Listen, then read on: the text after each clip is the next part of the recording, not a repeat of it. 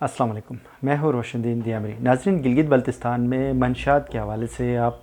आए रोज़ ख़बरें पढ़ते होंगे कि गिलगित बल्तिस्तान के मुख्तलिफ़ शहरों में मंशात की स्मगलिंग हुई या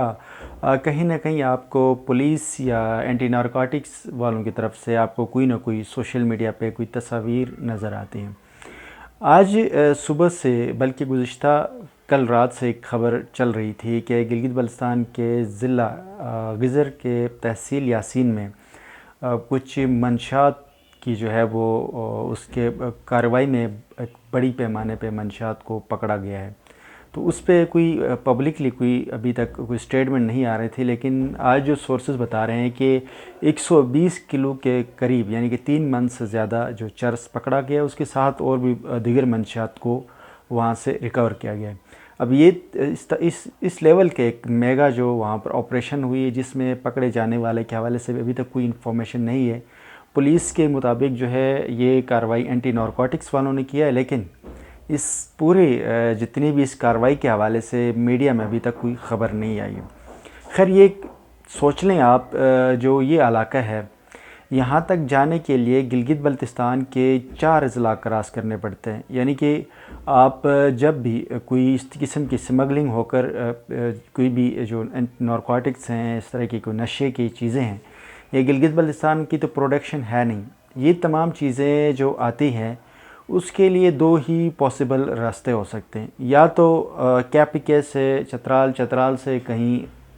आप यासीन पे लेकर आ सकते हो। दूसरा रास्ता जो है वो है केपीके का ही इलाका है, या तो कोहिस्तान से या हज़ारा से।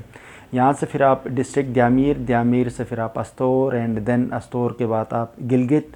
और गिलगित से फिर आप चतराल गिज़र में एंट्री आप ले सकते हो। अब इतना बड़ा जो लेवल पे स्मगलिंग हुई है, ये किस तरह हुई है और इसके पीछे कौन लोग हैं, इस पे एक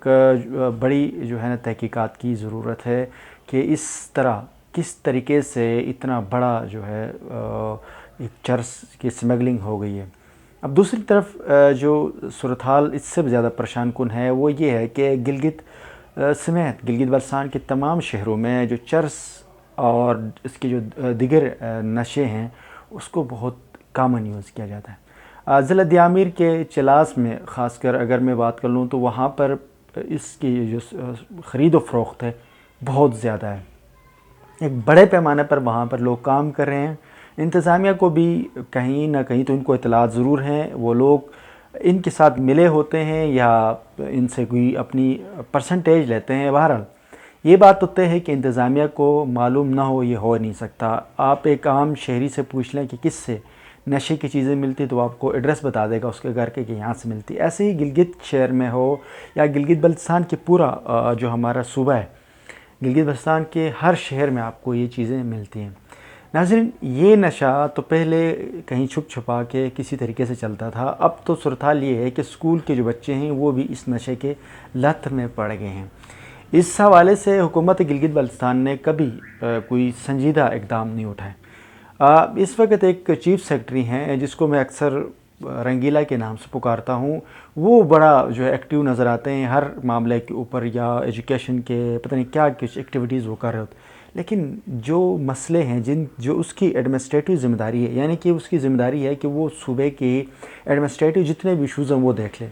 आज तक उसने कभी भी अपने डिप्टी कमिश्नर से या अपनी सेक्रेटरी से या कमिश्नर से ये नहीं पूछा कि आप लोग इस किस्म की जो एक्टिविटीज़ है, ये नशाई की चीज़ें बेचने वाले लोगों को कितने आप लोगों की इनके हवाले से क्या हिकमत अमली है।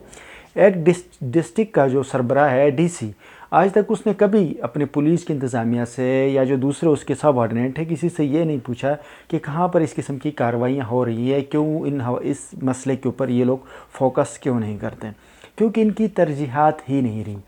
आपको ये सब मालूम होगा कि इस किस्म के जो नशे की जो चीज़ें बेचते हैं, या जो ये नारकोटिक्स के, या जो इसको कहें ये जो चरस, शराब, परफ्यूम वगैरह, ये जितने भी जो इसके प्रोडक्ट्स हैं,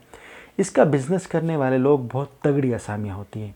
यानी कि अगर आप थोड़ा सा भी इसकी स्मगलिंग कर रहे हो तो इसकी कीमत मिलियंस में होती है। तो इस तरह के जो बिज़नेस होते हैं, इस किस्म की जो स्मगलिंग में بڑی تگڑی پارٹیاں شامل ہوتی ہیں۔ یہ وہ لوگ ہوتے ہیں جن کے انڈر میں اس قسم کے جو ڈسٹرکٹ ایڈمنسٹریشنز کے آفیسر سے لے کر آپ کے صوبے کے بڑے بڑے منسٹرز تک سارے وہ کہیں نہ کہیں ان کے ساتھ مکسڈ ہوتے ہیں، یا وہ ان لوگوں کے خلاف ہاتھ نہیں ڈال سکتے ہیں، اس لیے یہ لوگ بہرحال کارروائیاں نہیں کرتے ہیں۔ پاکستان میں بھی اس جو دھندا ہے یہ تو عروج پہ، لیکن گلگت بلتستان ایک چھوٹا سا خطہ تھا، وہاں پر آج سے کوئی 5-10 سال پہلے تک بہت صورتحال مختلف تھی، لیکن اب جو سینیریو اس وقت بنا ہوا ہے کہ ہمارے نوجوان جو میٹرک کے بعد، کوئی میٹرک سے پہلے بھی نشیڑی بنے ہوئے، جو لوگ مختلف قسم کے ایکٹیویٹیز میں انوالو ہیں، جس کی وجہ سے ان کے ایک تو نہ تعلیم اور صحت کے مسائل پیدا ہو رہے ہیں، دوسری اس کی وجہ سے کرمنل ایکٹیویٹیز بڑھ جائیں گے۔ آنے والے دنوں میں گلگت بلتستان کے جو حالات ہیں وہ مزید خراب ہوں گے۔ ہمارے ہاں بہت سارے لوگ جو شراب ہو یا اس قسم کے نشے ہیں، اس کو بڑا نارمل لائٹ لے کر سوشل میڈیا کے اوپر اس کی ہائی لائٹ اور چرچا کرتے ہیں، اس چیز کو نارمل بنا کر پیش کرتے ہیں، جس کی وجہ سے ویسے ہی مسائل بہت زیادہ پیدا ہوتے ہیں۔ اب جو نشہ ہے، نشہ کسی بھی صورت میں ہوتا ہے، اگر ہم ایک جو کوانٹیڈ کسی چیز کو اگر ہم اس کی نارمل کر کے اس کو سوشل میڈیا کے اوپر اس کے پرچار کریں، اس کے حوالے سے اس کی مارکیٹنگ کریں، اس پہ باتیں کر لیں اور اس کو پینے پلانے کی دعوتیں دیں، تو دوسری طرف ہم مختلف نشے کے خلاف بات نہیں کر سکتے۔ گلگت بلتستان میں بلا تفریق ان تمام جو جتنے بھی ایکٹیویٹیز ہیں، چاہے جو بندہ پیتا ہے، چاہے سگریٹ ہے، چرس ہے، جو بھی شرابی ہے، کبابی، ان تمام لوگوں کے جو گروہ ہیں، جو جہاں سے اس قسم کی پروڈکشنز ہوتی ہیں، جو ان کی سپلائر ہیں، اس پہ سخت کارروائی کرنے کی ضرورت ہے۔ اس کے ساتھ یہ جو چوکیاں ہیں، جتنی بھی دیامر میں ٹرانس پوائنٹ ہے، چاہے چترال کی طرف سے ہیں، گلگت میں، ان تمام چوکیوں پہ ان نشوں کی جو سمگلنگ ہے اس کو روکنے کی ضرورت ہے۔ اگر آپ کوئی پکڑتے ہیں تو اس کو چند پیسے دے کر سفارشی بنیاد کے اوپر کورٹ سے اس کو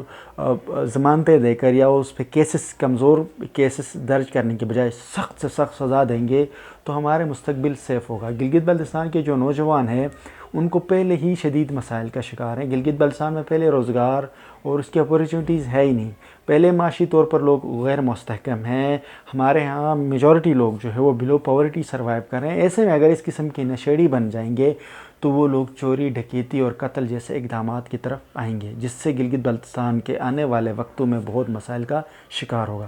ناظرین، آج کی ڈسکشن میں یہی ہے کہ آپ کو اگر کہیں کوئی نظر آتا ہے، کوئی چرس، شراب، کسی قسم کا کوئی سمگلر یا اس قسم کی کوئی ایکٹیویٹی کرنے والا، تو اس کے حوالے سے اگر آپ خود نہیں بولتے تو ضرور ہم تک یہ بات پہنچائیں یا کسی متعلقہ ادارے تک کہیں نہ کہیں آپ یہ بات کر لیں، تاکہ اس قسم کے لوگوں کو جو ان کی سرکوبی ہو، ان کو گرفتار کیا جائے، ان کو سخت سے سخت سزا دینے کے لیے بہرحال کوئی نہ کوئی حکمت عملی ہو۔ اگر ہم لوگ اپنی رشتہ داریوں میں، یاری دوستی میں، جان پہچان کی وجہ سے ایسے دندے کرنے والے لوگوں کو اگر ہم ان کے حوالے سے انفارمیشن نہیں کر دیں گے، پبلک نہیں کریں گے، تو آپ کو کل کو آپ کے بچے بھی اس کی لت میں ملوث ہو جائیں گے یا آپ کے بچوں کو بھی اس کی لت لگ جائے گی۔ جب آپ کے بچے بھی اس بیماری میں ایک دفعہ پڑ جائیں گے تو آپ کے لیے بہت مشکلات ہوں گی۔ اس لیے اس سے پہلے کہ آپ کے بچے بھی اس بیماری میں ہو، آپ اس قسم کی کوئی اطلاعات اگر آپ کو ملے تو آپ ضرور